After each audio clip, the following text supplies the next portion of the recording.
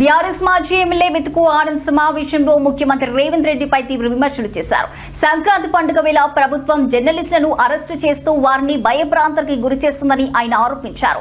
ఇది పత్రికా స్వేచ్ఛను హరించడమేనని విమర్శించారు. ముఖ్యమంత్రి తన సొంత మంత్రుల ఫోన్లను ట్యాప్ చేస్తున్నారని, మంత్రులపై సమాచారాన్ని మీడియాకు లీక్ చేస్తూ వారిని తన అదుపులో ఉంచుకోవాలని చూస్తున్నారని మెతుకు ఆనంద్ సంచలన వ్యాఖ్యలు చేశారు. ఫోన్ ట్యాపింగ్ అంశం ప్రభుత్వానికి అడ్డం తిరగడంతో ఆ తప్పును కప్పించుకోవడానికి జర్నలిస్టులను బలిపశువులను చేస్తున్నారని పేర్కొన్నారు. సిట్ దర్యాప్తు పేరుతో ప్రభుత్వం ఒక సీరియల్ గా కాలయాపన చేస్తుందని, అసలు నిజాలను బయటికి రాకుండా చేస్తుందని ఆరోపించారు. ఊర్లల్లా కుటుంబాల చేత సుఖశాంతులతోటి ఉండాలని చెప్పి, సంతోషంగా ఉండాలని చెప్పి పండుగ చేసుకుంటున్నాము.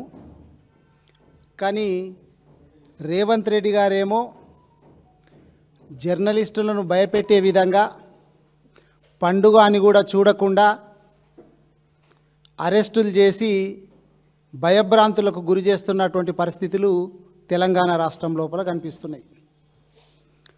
మొన్ననే మనం చూసినాం, తెలంగాణ రాష్ట్రం లోపల మంత్రుల మీద కథనాలు ఎవరు రాపిస్తున్నారు అనేటటువంటిది కూడా తెలంగాణ రాష్ట్ర ప్రజలందరికీ తెలుసు, పక్క రాష్ట్ర ప్రజలకు కూడా తెలుసు.